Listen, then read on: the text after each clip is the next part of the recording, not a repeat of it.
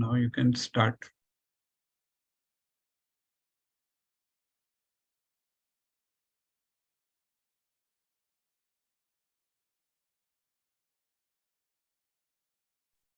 So the other participants will be joining or not? I see only 2 participants.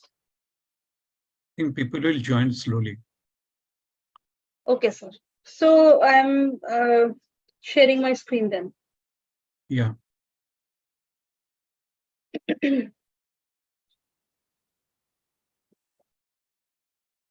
Okay, so I hope it is visible. If you can please confirm. Yeah, visible. Okay, thank you, sir. All right, so in our previous class, we were discussing ethnography. I had just started ethnography, and we had discussed very famous examples and the basic features of ethnography that are that we need to follow. So today we are going to discuss when do we use ethnography. Okay. While searching for the meanings of cultural norms and views, there are many different cultures around us, and sometimes there are cultural norms which require some level of exploration. So, from a scientific point of view, so sometimes, we conduct ethnographic research just to, understand the meanings of these cultural norms. For example, I was just, reading somewhere that I think in Africa or in Amazon, some Brazilian tribe, maybe I don't really remember. So there, the concept of beauty is very weird. Okay, concept of male beauty, weird in the sense it's completely different from how we perceive beauty. So there,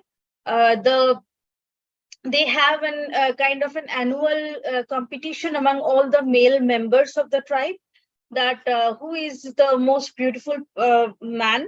Okay, and the person who will be selected as the most beautiful person will get a wife. Okay, so what is the concept of beauty there? So it was explored by a number of researchers, following an ethnographic research. They found that the cultural norm is that the most beautiful person is going to be one with the largest abdomen. Okay, so that person has to be extremely obese.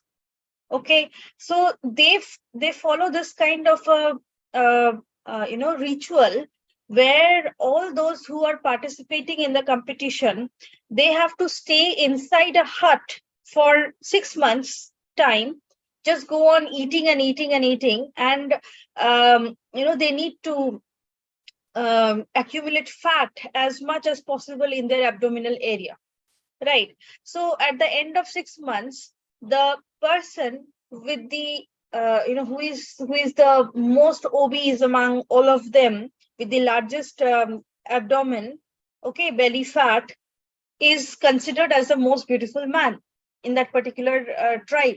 Okay, and he gets a wife. Okay, so you see, lot of difference between such kind of cultural norms do exist uh, around us. So while searching meaning in such kind of cultural norms, why do they see something like that? What kind of sense it makes? For all those reasons, we can be doing an ethnographic research in trying to understand the reason for the use of certain behavior of practices. Okay, why we are doing something, that we can explore using ethnographic research for examining social trends and instances like divorce, illness, migration, etc. Today in our society, the concept of divorce is kind of accepted, right? A lot of divorces we see around us, but there are still some cultures where divorce is kind of, there are a lot of prejudices around divorce, and that's why there are a lot of rituals and malpractices regarding divorce as well. So they find it very difficult. The people who are divorced, they find it very difficult. So uh, such kind of practices one can be investigating using ethnographic research for examining social interactions and encounters. How are we interacting among us? Okay, different types of encounters. What are the factors which are affecting such interactions and encounters? To understand the roles of families and organizations and their behavior. Okay, to identify new patterns and gain new insights into social phenomena, why something is happening. Okay, so these days we see that there are certain trends which are emerging. All right, and kids today, they are completely different from how we used to be in our childhood days. So why is this type of patterns, why are they emerging, and why something that we are seeing today is happening? So for that also we can be doing an ethnographic research to understand the hygiene and sanitation practices of communities. Okay, this is mostly required for policy making. To observe the types of punishments given to children at school. Okay, to study the behavior of workers in an organization. So you see different types of settings, where ethnographic research can be applicable. All right. Different versions of ethnography research do exist. Critical ethnographies, for example, critical ethnography is a qualitative approach to research that explicitly sets out to critique hegemony, oppression, and asymmetrical power relations in order to foster social change. Meaning, critical ethnography is the main focus is to criticize, okay, social oppressions, asymmetrical, this power distribution that we see. For example, capitalism can be example of such a thing, right? So in a particular society, how capitalism do exist, right? Social hegemony, political hegemony, all these different patterns one can understand using a critical ethnographic research. Okay, and the main focus here is to bring about or foster a social change. Okay, feminist ethnographies. Feminist ethnography places emphasis on gendered aspects of social life and the influence of gender on power and social and resource distribution. Okay, so the main idea here is to what extent gendered gender differences to exist in different aspects of social life. For example, if you go to the northeast of India, there are so many different tribes where you will see that they follow a matriarchal society. So which means that there the girls, they have the maximum power, as in terms of the social position and power, like that. So what happens there is that after a girl gets married to a boy, the boy leaves his parents' house and goes and stays with the girl's parents. Okay, they go to the girl's house. Okay, and legally, the entire property and inheritance, family inheritance, actually goes to a girl, not a boy. Right, and there are so many, so many different practices which are just opposite to how our society operates. Now, maybe there are many other subtle practices which you will find there, okay, in the form of different cultural practices, norms, etc., which we are not very much acquainted with. So um, you know such kind of an ethnographic research can be considered as a feminist ethnographic research. Okay, all right. Autoethnography, uh, it refers to an approach where the researcher's personal and reflective perspective is part of the analysis, right? So autoethnography is another type of approach, ethnographic approach, where the researcher's personal and reflective perspective. So it's more like what I think, what I feel, Okay, those things gets reflected in the analysis part. Virtual ethnography, it rests on the argument that the ethnographer should experience the social life of the subject, research subjects, regardless of how those experiences are mediated. Okay? So it places a lot of emphasis on the social life of the participants, research participants. Okay, um, and that includes their all the posts that they are making in the social media, and how they're portraying themselves in social media. So all those things we can be considering. So a researcher can be considering particular topic. For example, what kind of people they post, or what kind of videos or images, like that. So the ethnographic researcher may try to look into the different posts made by different people, about the social life and all, and then try to understand what leads a person to post something like that. Okay.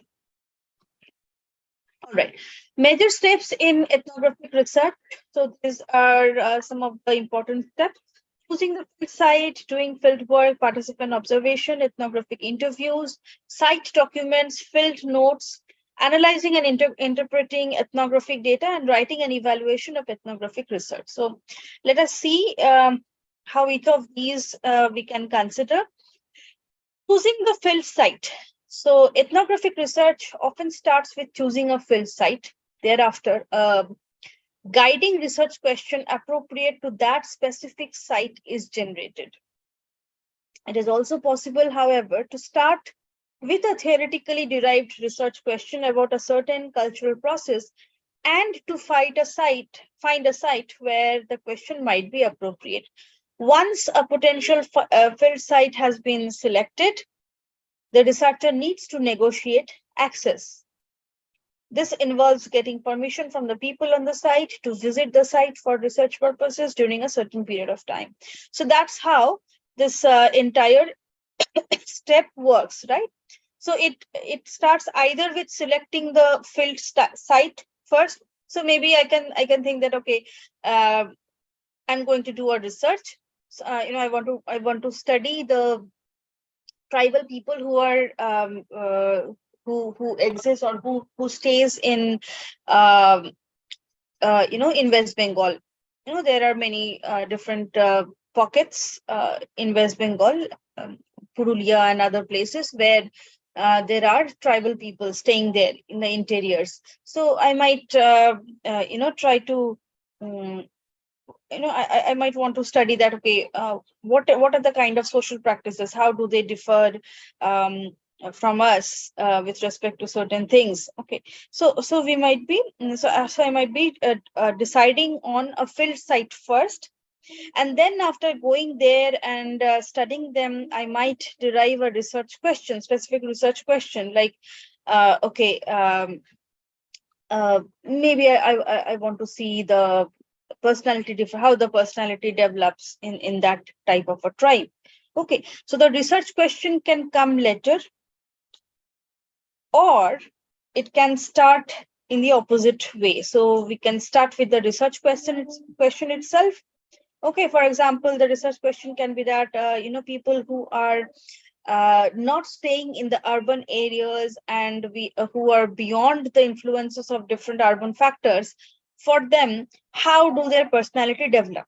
So that's the research question. So I start with this research question, and automatically then I will have to select a rural area somewhere, which is where I have to keep in mind that none of those urban factors should be there.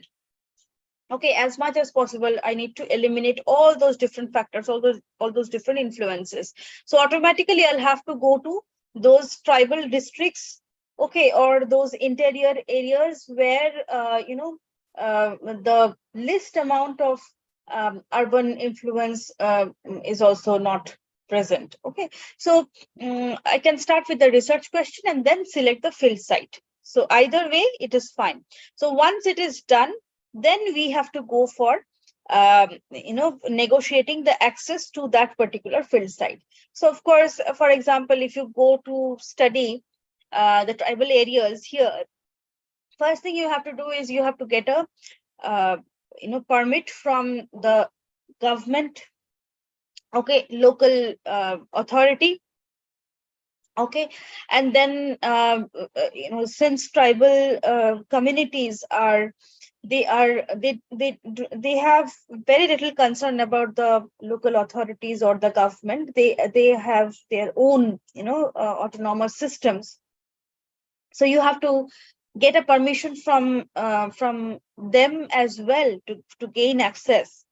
Okay, so many different things will then be considered after the field site is chosen. Okay, doing field work. So this field work includes all activities that you need to carry out in order to collect your data. For example, the observations, interviews, site documents, all these you have to consider. Overall, field work is a personal experience because all researchers are different and have varying interests and skills. Okay, so it depends on the researcher which are the different methods one is going to use for ethnographic research. Depends upon the researcher himself or herself. Okay. So guidelines can include collect a variety of information from different perspectives and different sources. You have to consider as many different sources as possible. Use observation, open interviews, site documentation, as well as audio-visual materials such as recordings and photographs. Write field notes that are descriptive and rich in detail. Represent participants in their own terms by using quotations and short stories. Capture participants' views of their own experiences in their own words. So these are some of the guidelines that one needs to follow for ethnographic research. All right. Participant observation. This is one of the major methods that we use in ethnographic research, participant observation. So if you can remember in the while we were discussing observation technique, there we had discussed about participant observation, where the researcher himself or herself is visiting the site and participating in the different rituals, activities of the community, and observing them at the same time. Okay, so here the researcher makes shorter visits to the site. At the other end, researcher shares the everyday life and activities of the people in the chosen setting. Okay, whatever they are doing, the researcher is also doing. This would help in developing an insider's view, which means that you would experience and feel what it is like to be part of the group studied. All right, so that's the benefit of participant observation, right? So once the the researcher is investigating the group by while staying with them, they get a very good insight about how the community is operating, and what are the different rituals, and why people are practicing those rituals. All those things, that's the benefit of participant observation, right?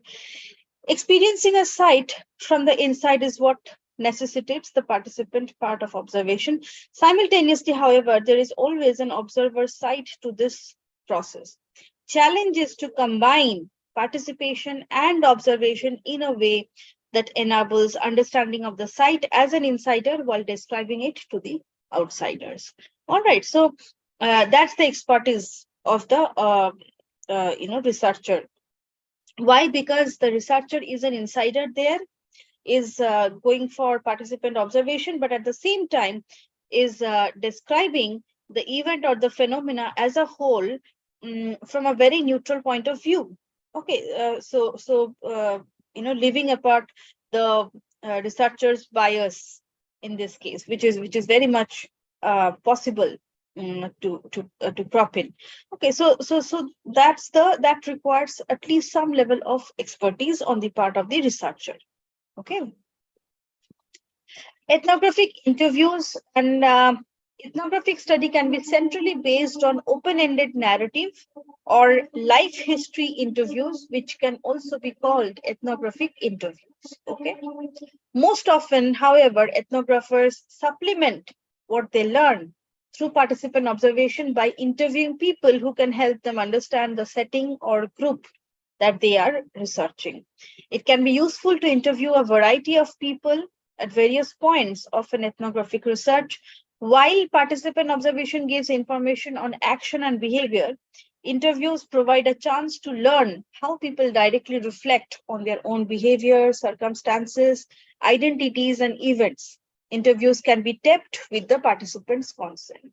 So, ethnographic interviews actually, these are not like a specific set of questions that the researcher is asking all the different participants and trying to get in perspective. It's not like that. It's rather a tool that is used in combination with participant observation. So while being a participant in the observation process itself, the researcher can be asking questions, certain questions to the people of the community in order to understand a particular event or a phenomena or certain practices. Okay, so that they get a clearer understanding of the practice itself, how it is done, and why it is done. Okay, and of course here participants consent is important while before recording the interviews. Okay, site documents, these are also rich source of information in ethnographic research. So site documents include advertisements, work descriptions, annual reports, memos, correspondence, brochures, newsletters, websites, minutes of meetings, menus, and many other kinds of written items. So you can see that it includes so many different types of documents actually. Okay, it's not just certain some pictures that you are looking at or some archival data, some list that you are seeing at, it's like all the different things that can exist, okay, with respect to a particular event or phenomena, right? So all these can be considered as site documents, and these are helpful in placing the participants of the study in a wider context. Researcher can also learn about what kinds of demands are placed upon the people in the site or what kind of privileges they have. Site documents provide demographic information and documentation of historical events. So definitely, if someone is concerned about knowing and understanding a particular community, there this type of site documents play a very important role, and it includes all the different documents which are related to that particular community, all the newsletters and historical items that are there, minutes of meeting, etc., etc. Everything that is there can be considered as a site document, and those site documents actually help to help the researcher to understand, to gain a wider understanding of the rituals, the practices that are done in that particular community. Okay. Field notes should be written either during the stay in the field or as soon as possible after leaving the field site. Okay, these are related to the practices while being in the field. Okay, so even though a researcher may not think so when observing, one is most likely to forget relevant details unless writing them down immediately. So writing down field notes takes time. This is why the researcher should make a plan about how to do this. For example, enough time should be reserved for writing down field notes every time the researcher will leave the research site. Okay. So it's very important. It's like short notes that the researcher is writing just to remind oneself, what had happened or what are the things that he or she observed while being in the field. Okay. The four main parts of field notes. First, jotting are brief words or phrases written down at the field site, usually recorded in small notebooks. Jottings are intended to help you to remember things that you want to include when you write the more complete notes. Second, descriptions, meaning writing down everything you can remember about a specific event. For example, a board meeting, a training session, one-to-one conversation at lunch, etc. Third, analysis is about what you learned in the setting about your research question and other related points. Are there any themes or patterns that you can identify that would help in answering your research question? How can you focus your observation on the next visit? And fourth is a reflection about what you have thought, felt, and learned when making observations. What was it like to conduct your research? Did you feel comfortable being at the site? All these, okay? So these are the four main parts of your field note that you can make while being in the field or right after leaving the field site. Analyzing and interpreting the ethnographic data. During your research process, you will continuously analyze, interpret, and learn from your empirical data. Okay. In this respect, analysis involves both creative insight and careful attention to the purpose of your study. Becoming familiar with the empirical data helps you to understand them. Here, empirical data means all those lists and different other, numerical data which you are getting from the different, site documents and field notes, etc. After some rounds of reading, start to make notes on the text that you are reading and pay attention to traces of patterns, connections, similarities, or contrastive points. Then write analytical memo of those. We had discussed analytical memos while discussing grounded theory, right? Reduction of data is often the second step of the analysis. So that's how you can reduce the entire data into smaller parts, into analytical memos after going through the qualitative data as well as the empirical data. Finally, writing and evaluation of ethnographic research. Well, this concerns both the processes of accomplishing the research and the research report itself, which is often written in the form of a prose rather than in the form of a more traditional academic research report. Ethnographic writing includes a lot of detailed descriptions present in narrative form. Purpose of description is to let the reader know what happened in the field, what it was like from the participants' point of view to be there, and what particular events or activities were interesting and worth exploring further. A detailed description and quotations are essential qualities of ethnographic accounts. Extensive description needs to be balanced by analysis and interpretation. An interesting and readable ethnographic research report provides sufficient description to allow the reader to understand the analysis and sufficient analysis to allow the reader to understand the interpretation and explanation presented. So that's about how you can report the ethnographic research. So it has several parts actually. It starts with introducing the topic, introducing the event or phenomena or the field site which you are considering, then your research questions and the methods followed, detailed data that you have collected, okay, through your participant observation, through the interviews, through the site documents, etc. Then the analysis part, which includes, interpretation of the empirical data as well as the qualitative information which you have collected. And finally, writing it down completely in great detail so that the interpretation is completely clear to the reader. Okay, so that's the entire process of writing and evaluation of ethnographic research. Okay, so I'll stop here. If you have questions regarding ethnographic research, anything that we discussed today, please feel free to ask. Any questions regarding whatever we discussed now? Ma'am, hello, ma'am. Anjali this side. Yes. Yes. Ma'am, as you said that while contacting the, suppose you were giving example of the tribal community.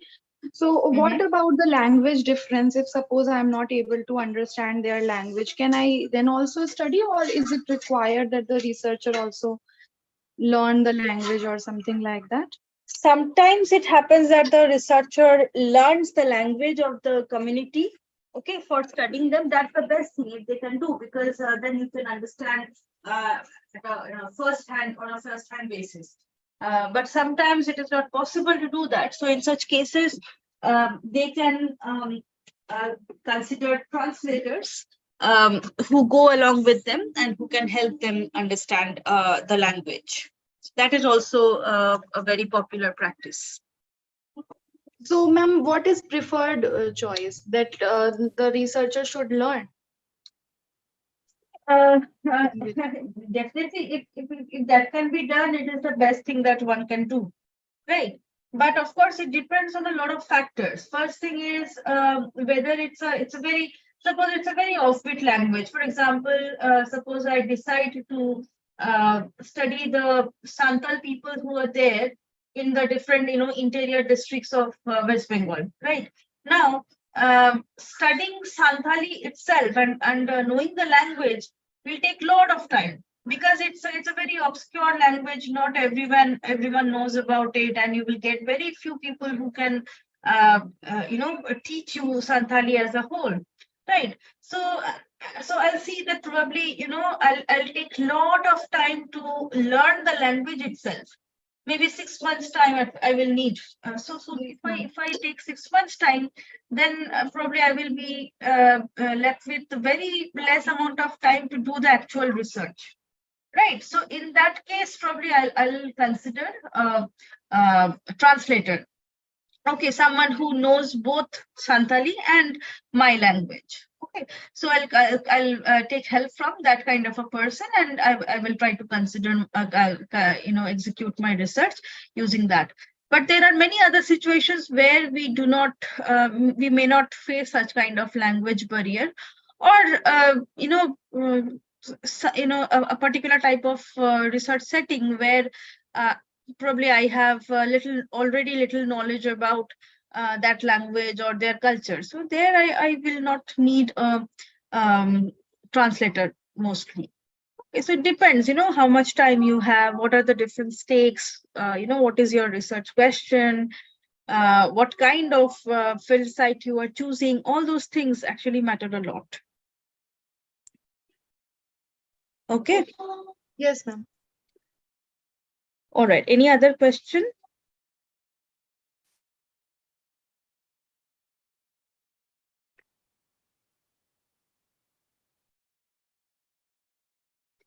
Okay, so I guess there are no further questions. So we can then start off with the next topic. That is, I'll start with narrative research. Okay.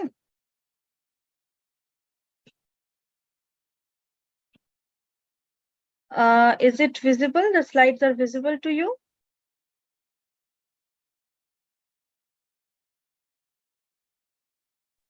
Yes, ma'am. Can you please confirm? Okay, okay, thank you.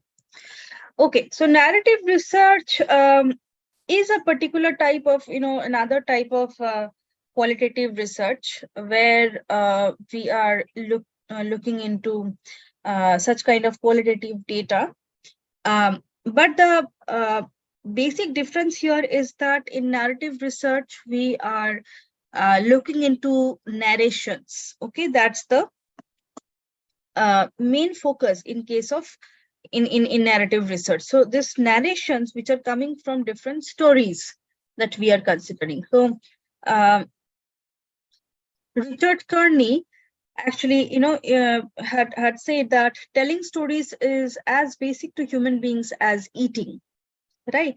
So all of us, we have our own stories, and stories that we can tell others, stories that we learn from different people.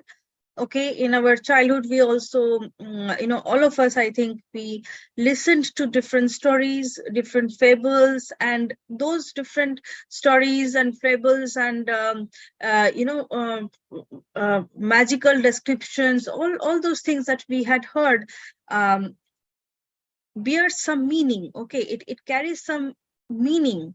Okay, which talks a lot about the different cultural practices, the ritualistic practices which existed in the communities of our ancestors, right? So the narrative research is basically one form of narrative inquiry tradition that elicits and analyzes stories in order to understand people, cultures, and societies. Okay, where we are looking into all these different stories about people, okay, in order to understand that particular community of people. The knowledge gained through narrative inquiry about individuals and societies is narratively constructed and understood through the study of the content and the structure of stories. For example, scripts, texts, and visual images. So these are the most popular ways in which stories are expressed. So you consider in our culture, our society, such kind of texts which exist, right? Ramayana, the Mahabharata, the Upanishads and Veds and all. Okay, those are the texts that already exist, right? There are many visual images of those scripts and texts, etc.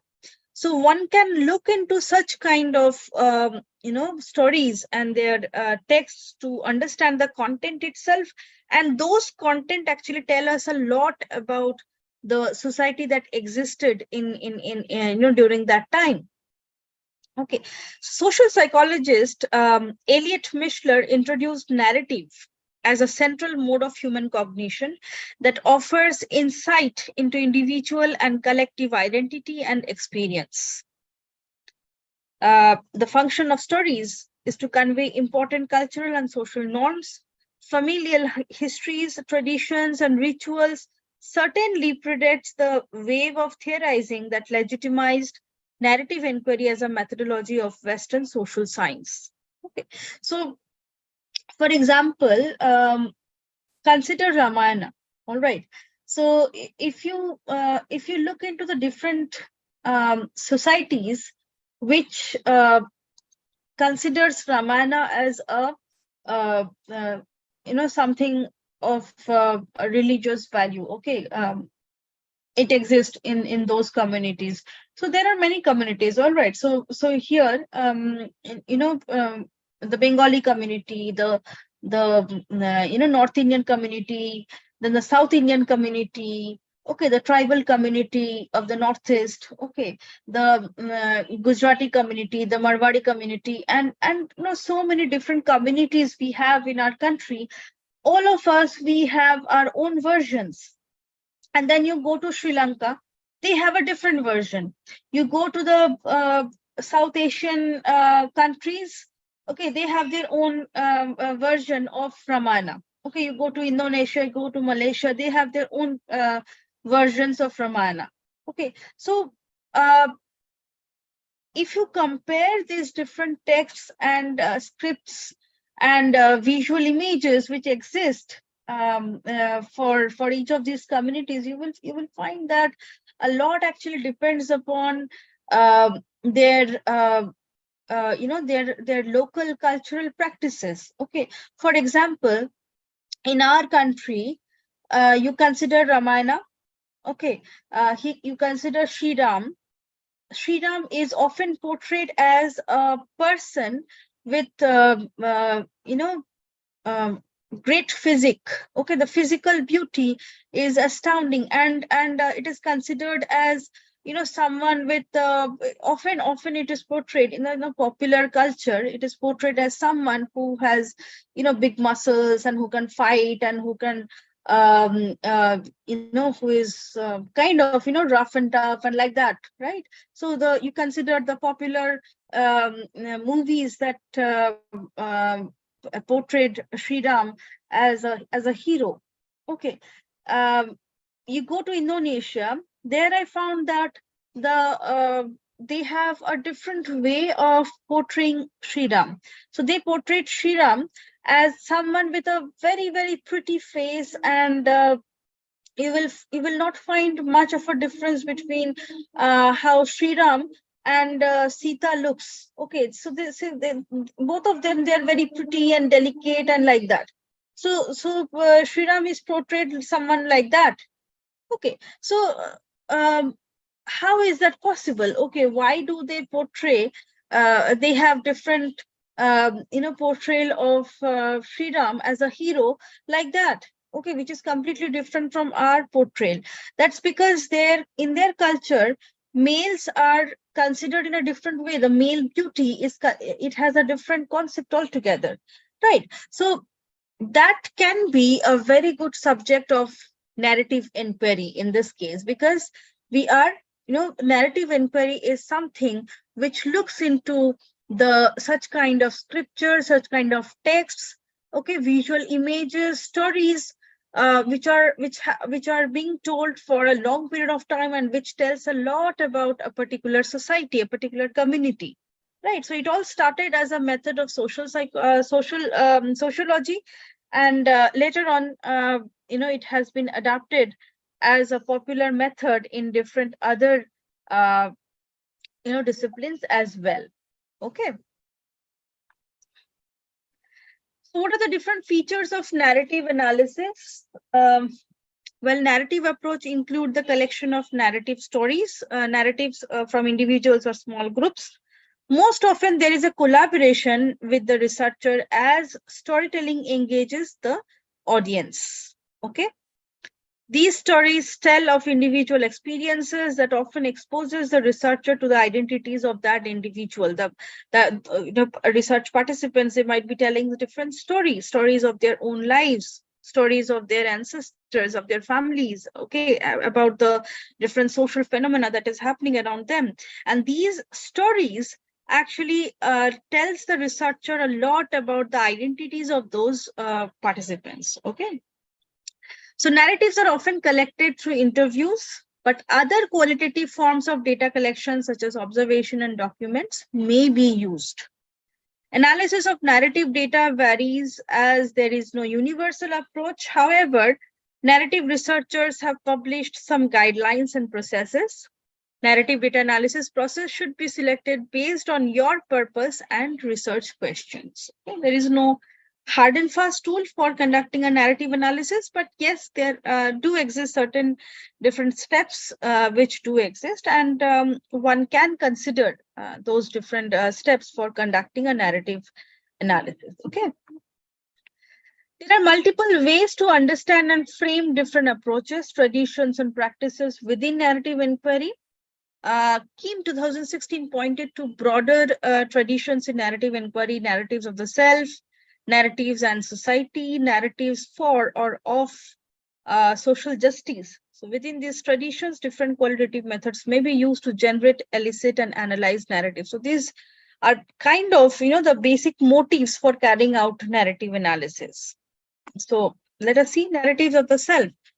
So certain narrative inquiries focus on individuals and how narratives construct and convey their sense of self and related experiences, and make use of interviews and reflective writing. For example, psychologists and social psychologists, they use narrative inquiry to understand how individuals story their lives in social and political contexts, right? So social and political context, how these social and political factors have changed their lives.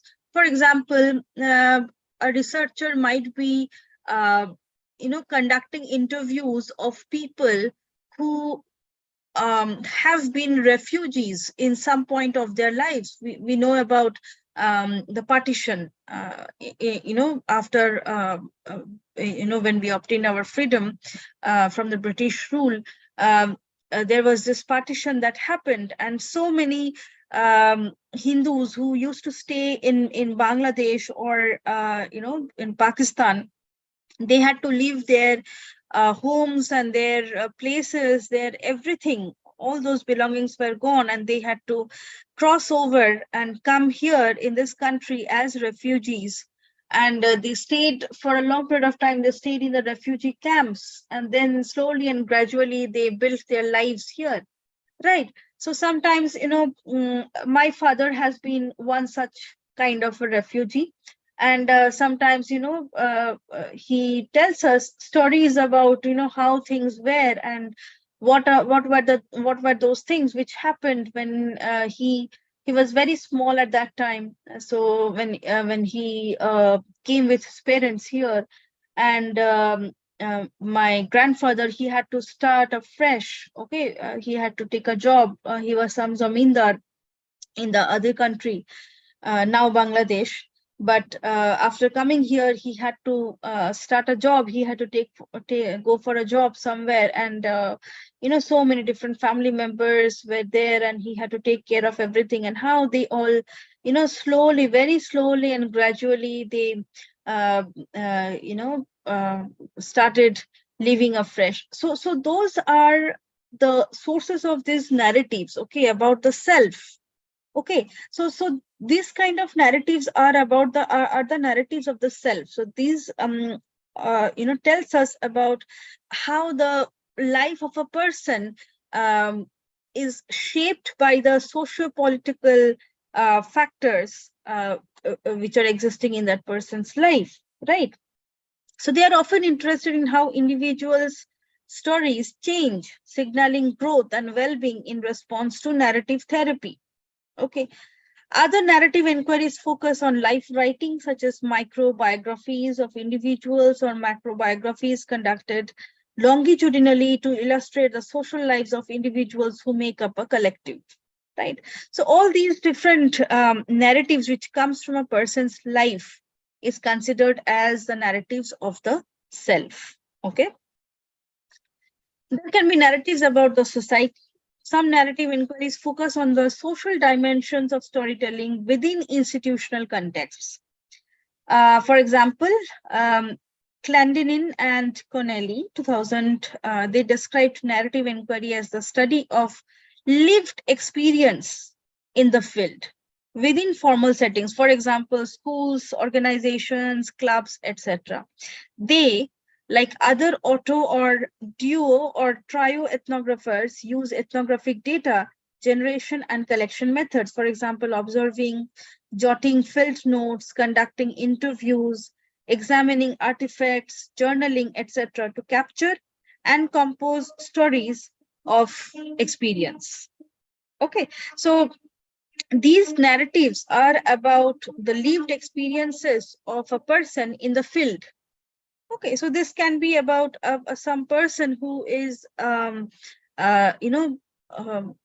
field can be considered as a place which can be an organization, which can be a institution, can be any field site, something like that. And there the person has spent some, good amount of time, and has worked for collecting a lot of data. Okay, so those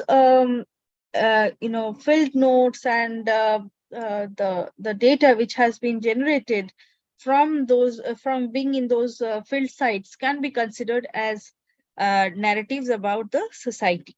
Okay, narratives for or of social justice. So some narrative inquiries combine narratives of the self with narratives of the society to tell the stories of social groups. For example, African American women, person with disabilities, etc., that often face multiple oppressions, example, gendered racism, to expose and remedy injustice. Okay, purpose of this narrative work is to bring forward the unheard or unwritten stories that run counter to dominant or master narratives. Okay, so these are about certain social groups which have probably some story to tell. Okay, some people who were oppressed, who had faced injustice in different contexts. They had faced some kind of injustice. For example, in the US or in the UK, you will find that people in general, the UK people, British and the Americans, they are, white people. They are extremely racist. Okay, they have, the orientation is very, harsh and arrogant towards people of colored skin, right? So in such such cases, a researcher can conduct a narrative analysis to understand the perspective of the people who are of colored skin. Okay, so for example, if you go to UK, a lot of people, Indians who are staying there and Bangladeshi people are there. They on a daily basis they face racism. They experience racism uh, uh, from the end of these white people. Okay, that's a common practice there. Okay, and people, many people, they talk about such things, such kind of negative experiences which they have faced there, right? Of course, not everyone is racist there, but uh, yes, a large part of their culture is is something that promotes a practice like that, to harass people who are of other differently colored skin. So a narrative inquiry can be done in order to understand the perspectives of these people and to understand how they are discriminated and how they are treated, and about their negative experiences. All those can be considered as narratives of social justice. Okay, so these counter stories or counter narratives often draw on publicly available documents, interviews, and focus groups to elicit and interpret stories through critical race theory and variations such as critical race feminism, etc. So there are different um, you know uh, uh, sources of data which can provide uh, evidences of these kind of counter narratives. So if, for example, if you go and check the archives for such kind of incidences which happened in the different parts of UK, you will find a lot of such kind of incidences had been reported historically. So those will probably provide evidence for such kind of counter narratives.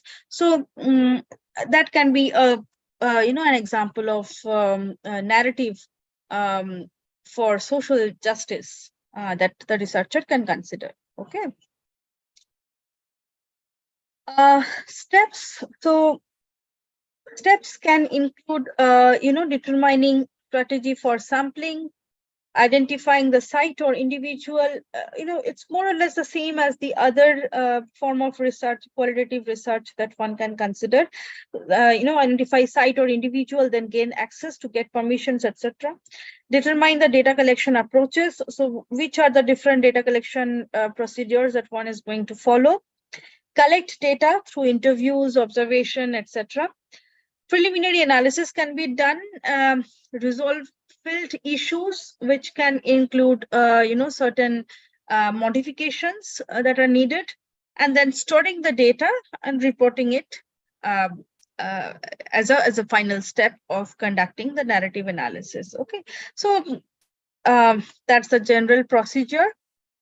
It can use one of four approaches. The most common of the four approach is narrative thematic analysis, in which content within the text is the primary focus. Okay, so there one looks into the different themes which are emerging, which emerge from the different codes, and they try to understand the relationship among those different themes to identify one or two major theme which is guiding the entire which is probably explaining the entire phenomena. Okay. Second approach is structural analysis, in which focus is on the way a story is told or put together. Third approach is a dialogic or performance analysis, and the focus is on the dialogic process between teller and listener. And lastly, there is a visual narrative analysis, which is a broad area encompassing words and images, and it incorporates images into narrative analysis alongside written or spoken text. So these are different approaches which the researcher can consider for conducting a narrative inquiry. But of course, the narrative thematic analysis is the most popular and the most used one. Okay, so this analysis process consists of 5 stages: organization and preparation of the data, obtaining a general sense of the information, coding process, categories or themes, and interpretation of the data. So the organization and preparation of the data here, this particular stage begin with transcribing audio tapes immediately or shortly after the interview. So once the interview is done, the researcher starts with transcribing the audio tapes here. While transcribing the tapes from the interviews, any rudimentary patterns or themes were can be noted in the transcript margins. Two transcripts, each participant interviewed twice. This is actually, I will share this paper with you where the researcher has described very nicely how this narrative thematic analysis was done. So there he had interviewed each of the participants twice, and that's the process which which has been described here. So the two transcripts were compiled into one document for each participant. Non-narrative lines such as casual conversation were deleted. Participants were assigned fictitious names, and any participant identifiers were replaced or removed. Okay. Once it is done, then the coding process was done, which consists of rereading the transcripts and identifying recurring words, ideas, or patterns generated from the data. Codes were then placed into a logical category or a word or phrase describing some segment of the data that is explicit. Categories should reflect the themes that have become apparent and represent the major findings of the study. Last stage of narrative thematic analysis was interpretation of the data and simply making meaning from the data. This stage is not necessarily a separate stage, as it can be simultaneous with the coding and categorizing stages. Interpretation consisted of studying the categories and their corresponding codes to determine if there were any overarching themes or theories that provided insight. Okay. Finally, data verification and validation. Once the the interpretation is all done, coding is done, and the themes are identified and organized, then the researcher needs to go for data verification and validation. So Creswell in 2014 defined qualitative validity and reliability as the steps a researcher takes in order to check for the accuracy of the findings by employing certain procedures. Creswell recommends that researchers utilize at least two strategies. Okay, what are those strategies? Strategies promoting credibility, that is internal validity, can be done with the utilization of member checking, the sharing interviews, transcripts, analytical thoughts, and/or drafts of the final report with research participants to make sure one is representing them and their ideas accurately. So what happens here is that once the interpretation is done, okay, analysis is done and interpretation is done, the researcher can share all those final report of the research with the participants themselves, okay, and ask them to verify whether all those transcripts which have been written, the codes which have been generated, and the final report which has been generated, are those things actually reflecting what the participant had said in the interview or not. If that is the same, then we can consider it as having internal validity. Okay. Second, the expert audit review as an expert serving and assessing the quality of data analysis. So in this case, in this particular stage, what happens is that the researcher, after everything is done, can share the results of the analysis and the report with an expert reviewer, okay, who will audit the entire process and try to understand the how the codings and everything has been done. So these can be considered as two different strategies that one researcher can consider for data verification and validation in narrative analysis as well. So I'll stop here for narrative analysis, and if you have questions, please feel free to share.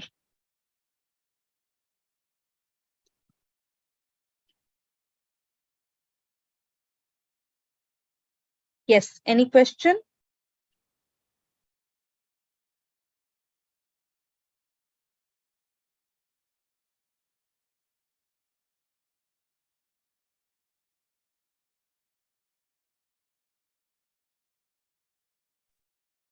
Okay, so seems like there are no further questions. So over to you, Farha and sir. Thank you everyone for your patient listening. Thank you, ma'am. Students, shall we end the session? If you don't have if you don't have any, okay, students, then please submit all your assignments by Sunday, because ma'am, ma'am needs to check. So please submit all the assignments by Sunday. Thank you, Shubhana, for covering the narrative story and ethnography. I like to share my own experience. That is, Yes, sir. when I visited Manipur, at that time, I observed that is some of the Manipuri tribals, they are telling me that is we are not interested with your formal education system, as your formal education does not teach us how to fight with animals, because we are regularly fighting with lions, with tigers, with snakes, but your formal education does not teach us. So this is a very serious issue about the ethnographic. Okay, sir. Thank you for sharing.